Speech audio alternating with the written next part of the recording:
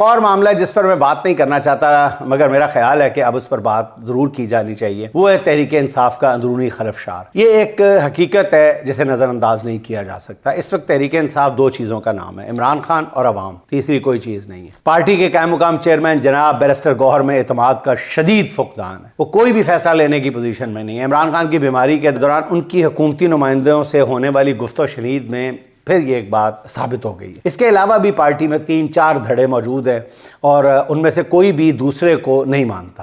یہ پارٹی کے لیے بہت ہی تکلیف دہ صورتحال ہے۔ بظاہر چین آف کمانڈ ٹوٹ چکی ہے۔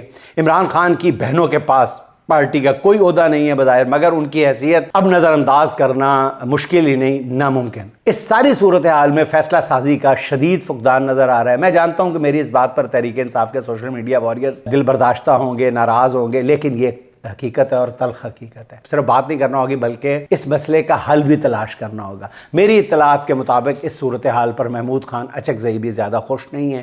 ذرائع کے مطابق وہ میڈیا کے سامنے آ کر بھی کچھ کہنا چاہتے تھے مگر ان سے درخواست کی گئی کہ وہ ایسا نہ کریں۔ انہوں نے اپنا پھر ارادہ ترک کر دیا۔ تنظیم سازی کے اسی فقدان کے باعث سہیل آفریدی نے عمران خان رہائی فورس بنانے کا اعلان کیا یا اعلان کرنا پڑا۔ بتایا گیا ہے کہ عمران خان کی رہائی کے بعد یہ فورس فوری طور پر ختم کر دی جائے گی۔ تحریک انصاف میں جو چین آف کمانڈ کا مسئلہ ہے، یہ فورس اسی مسئلے سے نمٹنے کے لیے بنائی جا رہی ہے۔